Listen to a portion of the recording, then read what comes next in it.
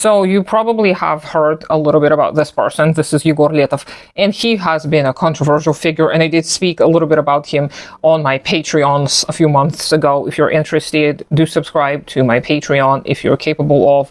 Obviously, take care of yourself and your community first, and subscribe to my other social media accounts, even though I don't do much there.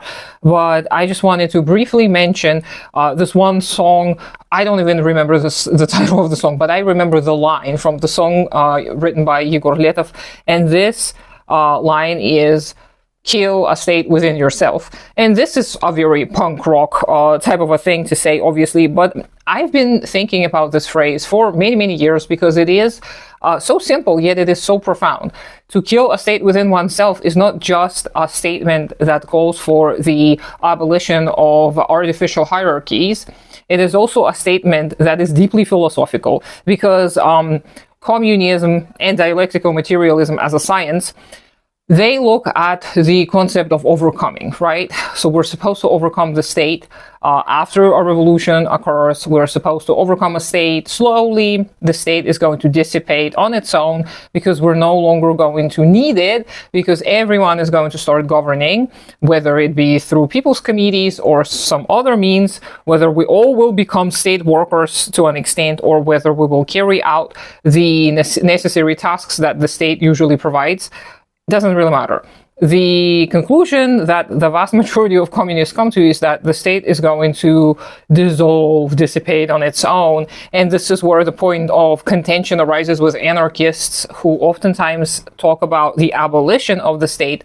And I'm not going to start this whole conversation, okay? My husband is an anarcho-communist, so we are having these conversations on the daily. I'm not going to involve any more people into this. But the dissolution or abolition of the state, I would argue, starts largely with the ideology. Of course, what else am I gonna say? But the fact of the matter is, we are so willing to replicate not only the systems of oppression, but the whole ideology is so easily replicated because we do not know any other way of life. So the state is also present as a big ideological subject in many of our subconscious decisions. When we start looking at all kinds of phenomena, we can start observing ourselves. And as a person who worked in education, I'm telling you, it is very hard to let other people who you may perceive as less experienced to guide or rule over their own processes, even if they're not very important. So I had experimented a little bit within my classroom in the past, which I'm really grateful for that I was given the opportunity to do so. And I had a more student-led type of a classroom, which kind of worked pretty well, but it came with a lot of responsibility all of a sudden.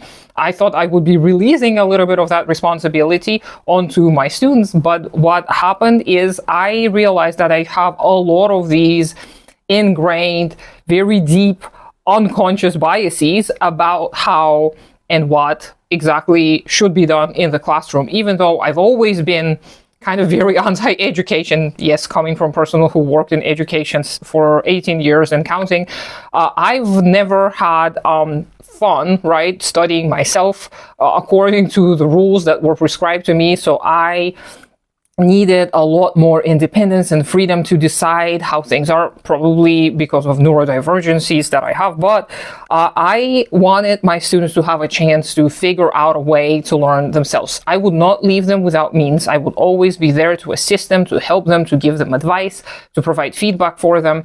But watching some students come up with very new ways of doing things, watching students make mistakes and learn from them themselves, watching students not do things the way I would do them was not easy, okay? So, of course, we only dealt with things like literature and writing essays, so nothing too serious, nothing too major was at stake.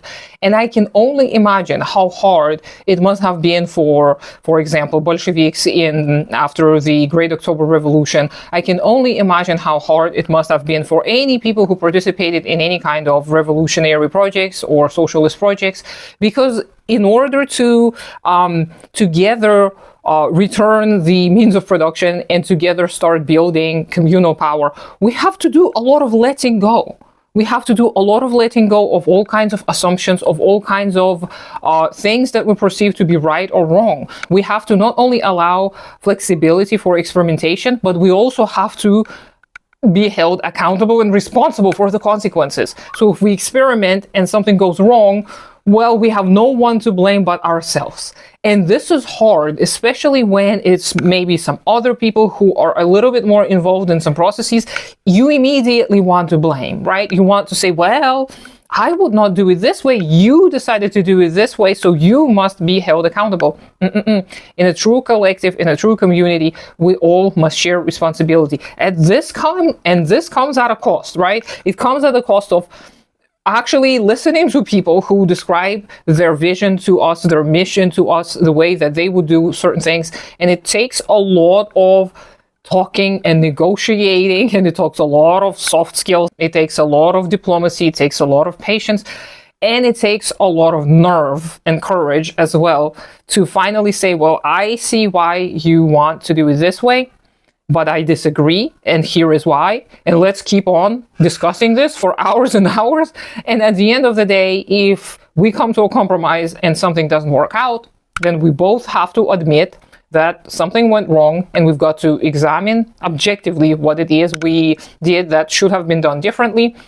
And it is not fun. It is not fun. And this is why we often would resort to trying to blame, trying to think of all these right and wrong dichotomies, good and bad dichotomies. And we would often want to restore what we're used to. But what we're used to is not necessarily the best option in the long run. So to kill the state within oneself doesn't only mean the state apparatus. It also means the mindset, the ideology, whatever you want to call it. We have to understand that we do not see the world as objectively as we wish we did, and neither do other people. But the only way for us to move forward or in any direction we want is to learn to cooperate and learn to make mistakes together and forgive ourselves and sometimes submit to the will of the circumstances, and to learn and continue being curious and understand that at the end of the day, we're not as mighty as we thought we were. And people's power is an amazing, amazing phenomenon that we all should be able to share in.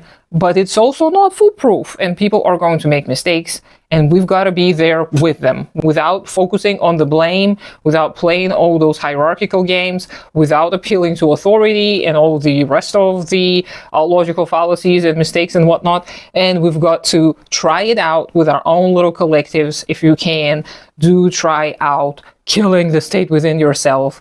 I, of course, remember the quote from Audre Lorde, which I will insert right here.